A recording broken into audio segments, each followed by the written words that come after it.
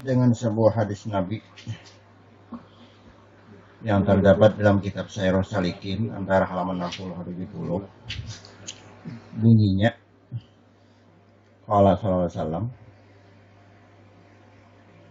innallaha muqabbilun 'alal musallim lam yaltafit fahfaz zahiraka wa batinaka minal iltifat.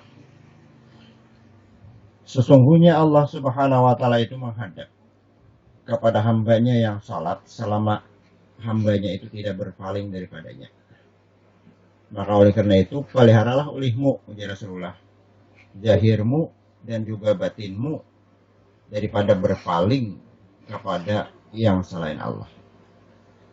Sebenarnya nang berpaling itu kitanya. Tuhan tuh meliputi kitanya. Sama juga masalah jauh. Tuhan tuh dekat terus, cuma kitanya jauh. Ini umpamanya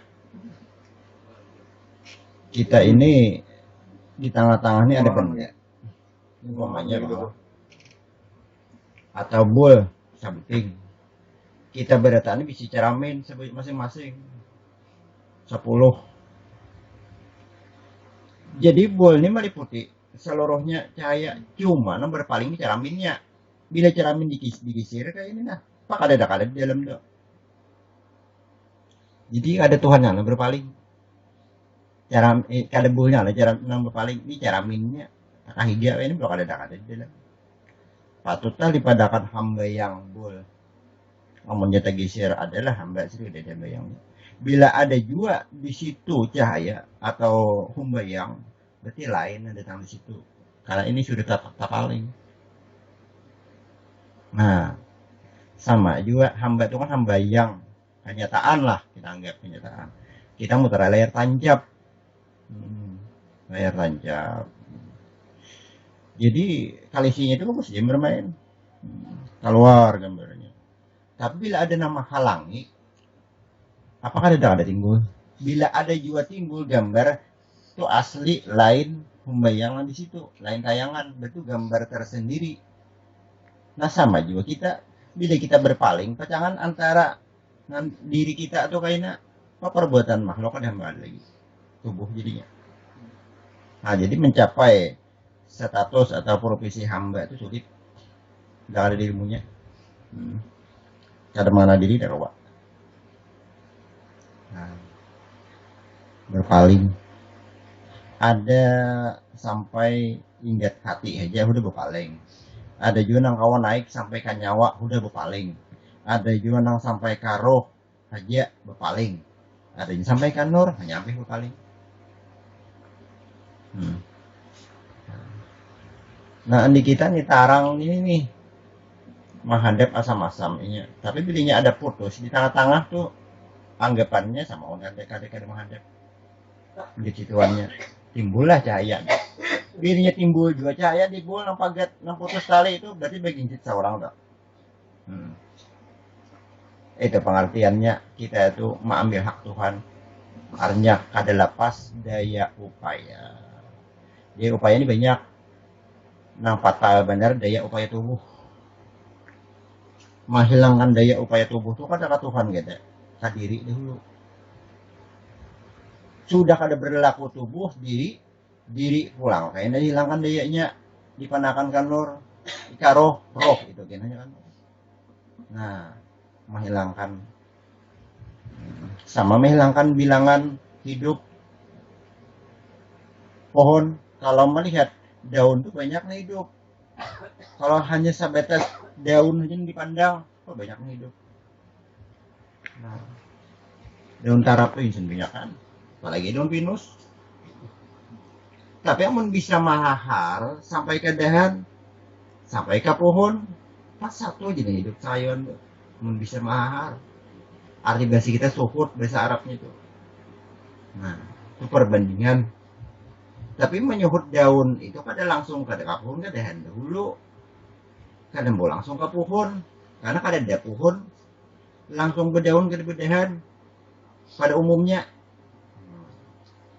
Sama kita juga mau langsung nanti tubuh ini, jangankan langsung ke Allah Ta'ala, langsung ke nur kan kada, langsung ke ruh kan kada, kanyawa dulu.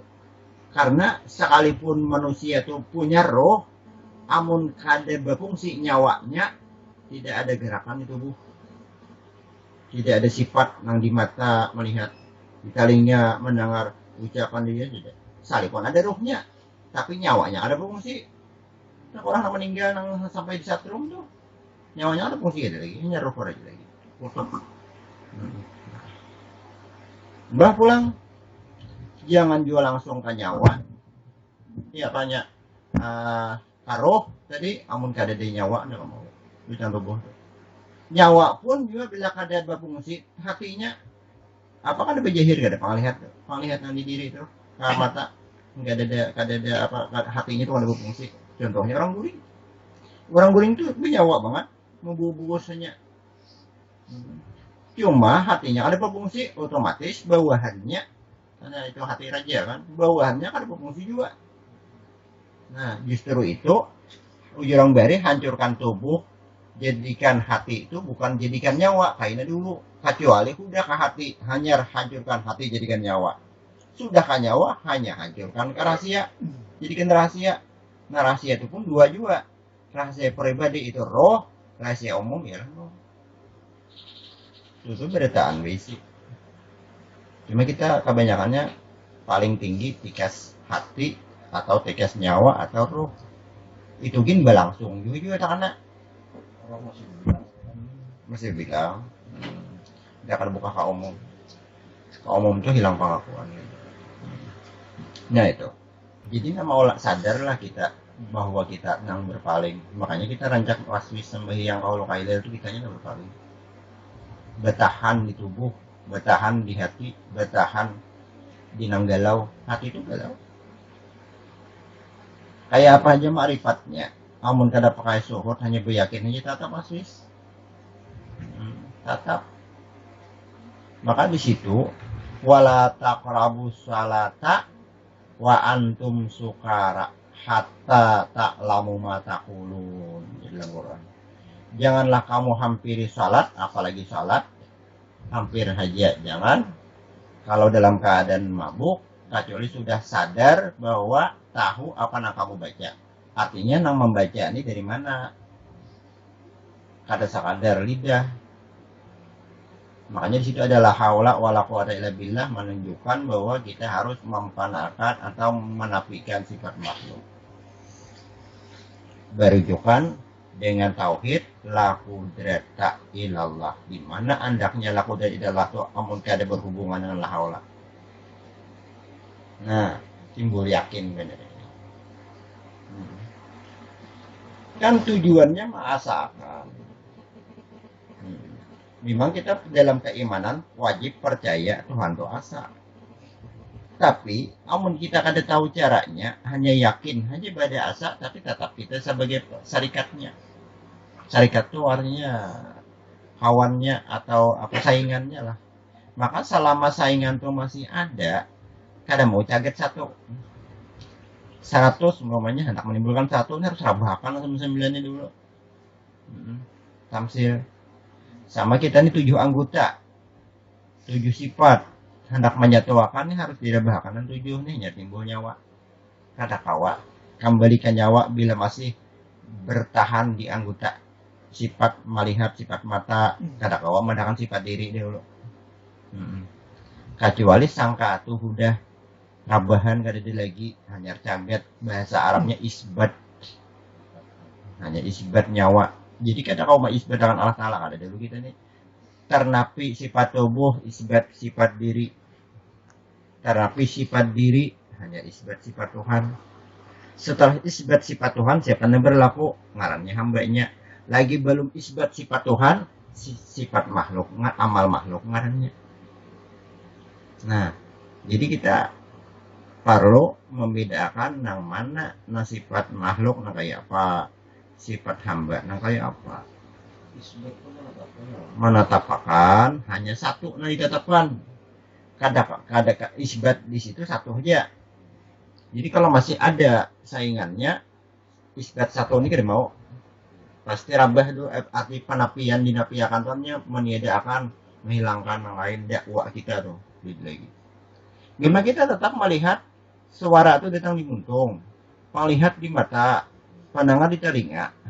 Tapi kalaulah kita memupuskan hanya itu sifat diri dan berlaku berjahir ke mata. Nah, jadi la haula itu memang bacaan, tapi ada mengandung arti. Arti ada mengandung maksud. Maksud ada mengandung pemakaian. Biar 1000 baca la haula kita tetap ya. Datang tubuh jadi syarikatnya kalau ilmunya ada.